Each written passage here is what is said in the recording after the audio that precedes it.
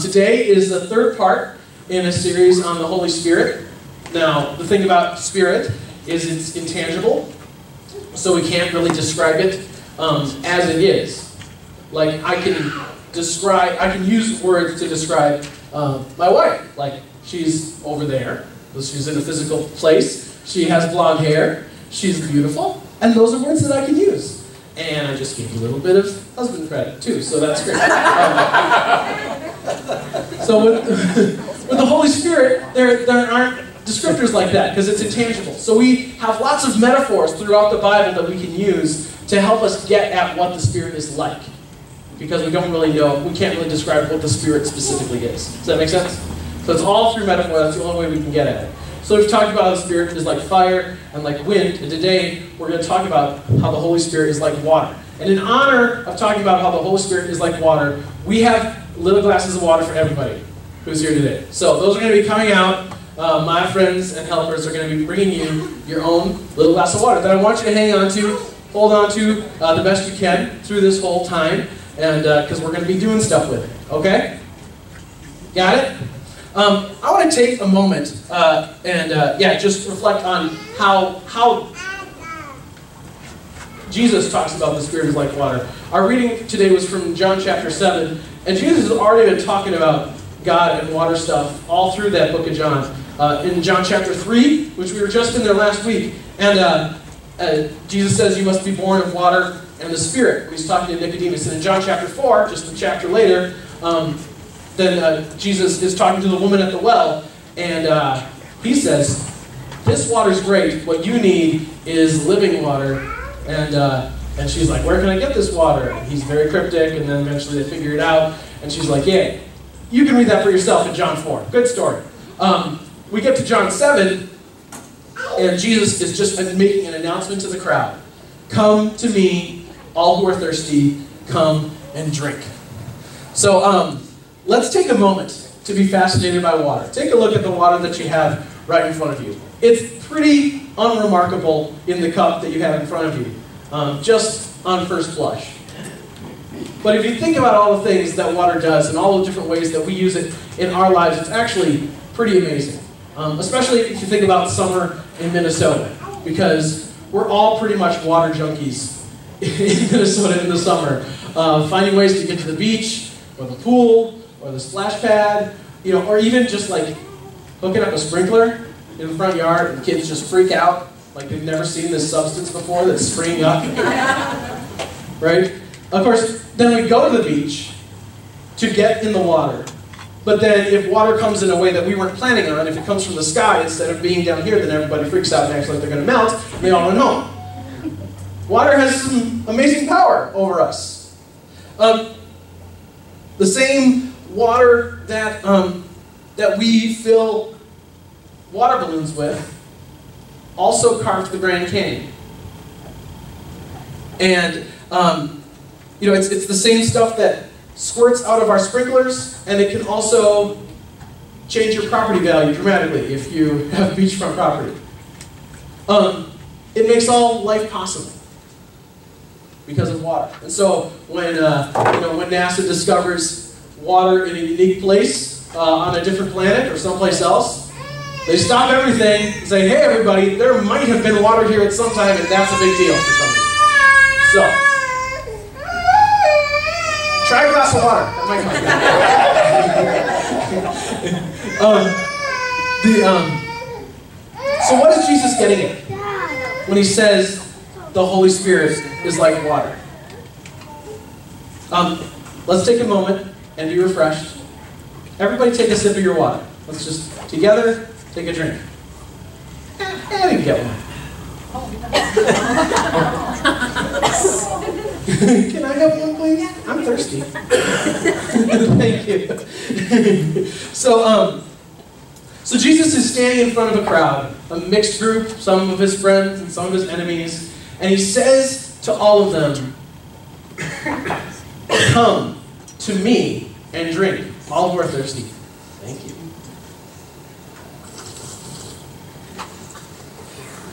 That was delicious.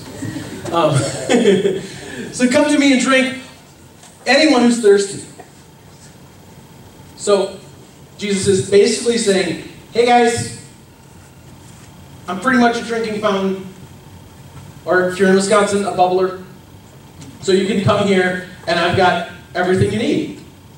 And that just doesn't fit with like our categories of how people talk to one another about what we do. You know, if I come to you and say, what do? You're going to tell me about your job, and you stay home with your kids, oh, you're retired, all these wonderful things. In this situation, Jesus' response to what do you do is, I give people water to drink.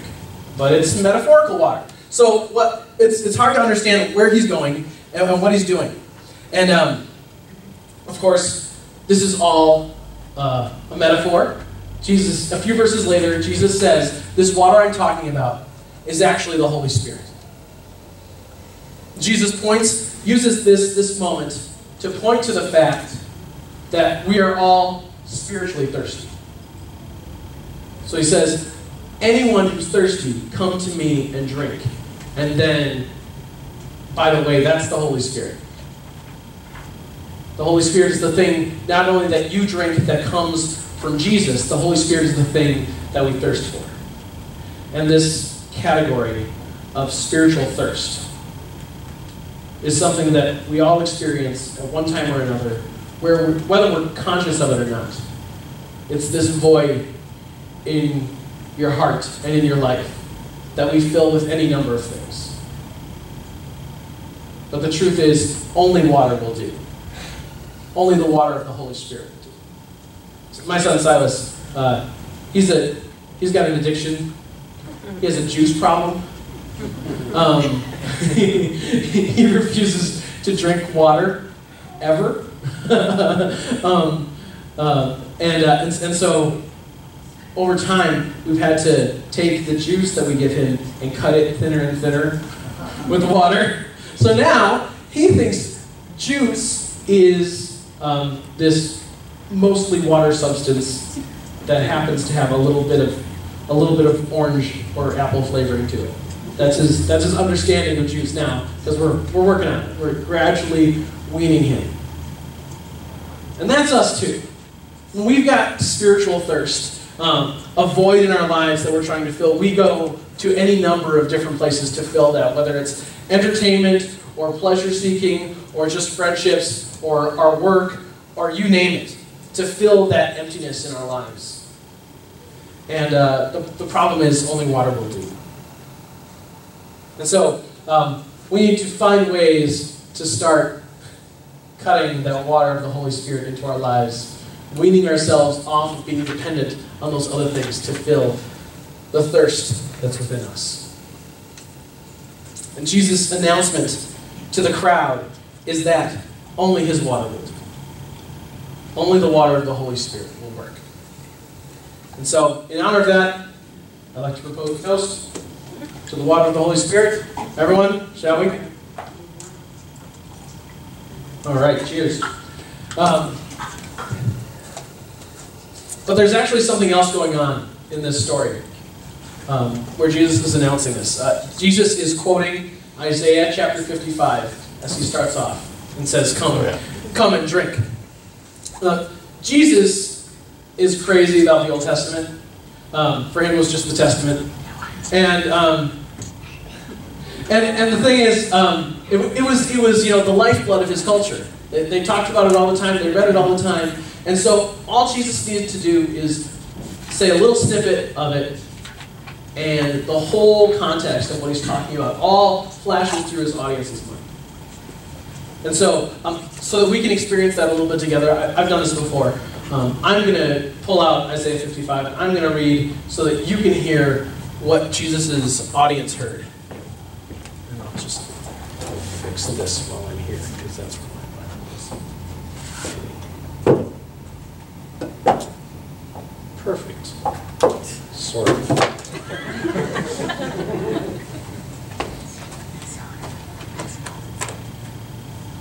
All right, so this is Prophet Isaiah, chapter 55. Come, all you who are thirsty. Come to the waters. And you who have no money, come, buy and eat. Come buy wine and milk without money and without cost. Why spend money on what is not bread, and your labor on what does not satisfy? Listen to me, and eat what is good, and your soul will delight in the richest of fare. Give ear and come to me. Hear me, that your soul may live. I will make an everlasting covenant with you, my faithful love promised to David. As the heavens are higher than the earth, so are my ways higher than your ways, and my thoughts than your thoughts. As the rain and the snow come down from heaven and do not return to it without watering the earth and making it bud and flourish, so that it yields seed for the sower and bread for the eater, so is my word that goes out of my mouth. It will not return to me empty, but will accomplish what I desire and achieve the purpose for which I sent it. You will go out in joy and be led forth in peace. The mountains and hills will burst into song before you, and all the trees of the field will clap their hands. Instead of the thorn bush will grow the pine tree, and instead of briars, the myrtle will grow.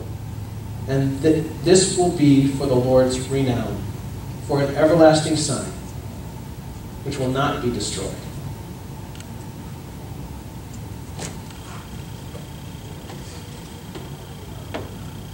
Well, holy cow.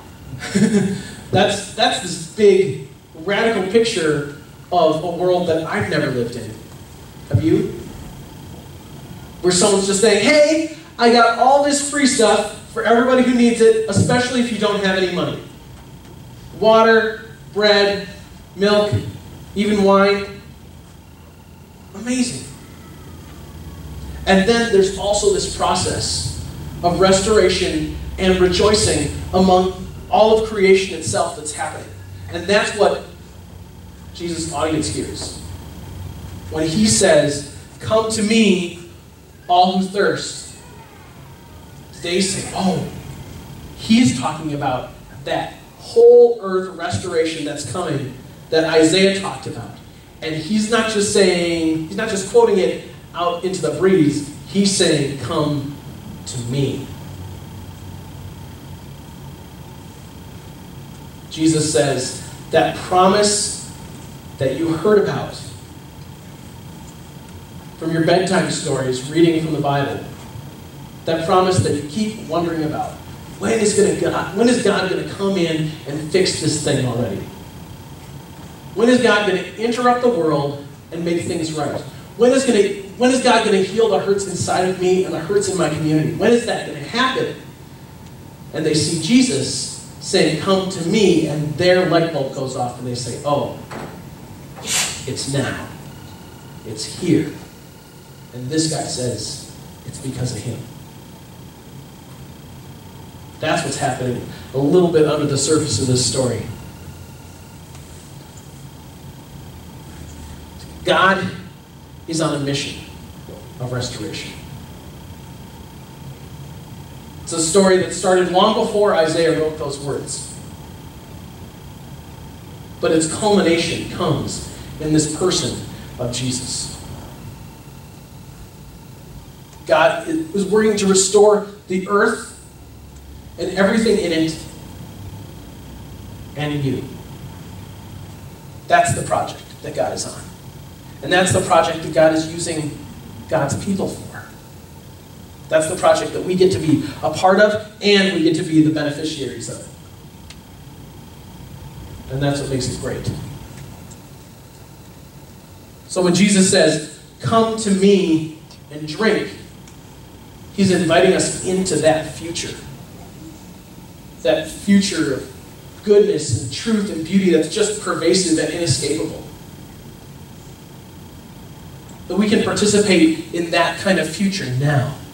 And in fact, as we baptized Jack today, that's part of what that water is saying, is bursting forth into a new life, into a new creation. The waters of the Holy Spirit usher us into a new way of being human.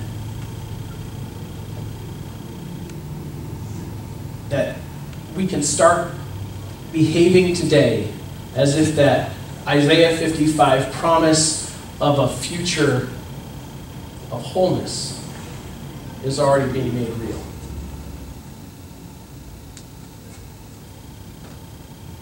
I'll drink to that. Finish off your water.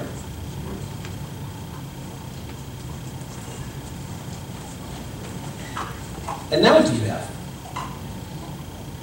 An empty cup, right? This is life without the Holy Spirit. Empty. And we try and fill it in all those different ways I talked about. But the truth is, only water will do. And God's promise for you today is that God will not leave you empty. That if you're meandering, if you're feeling lost, if you're feeling dry, God has the water that you need. Every now and again, Jenny will leave town for the weekend or something like that, and leave me in charge of the hanging baskets with plants in them in front of our house. And just between you and me, Jenny, while she's away, I usually mostly forget.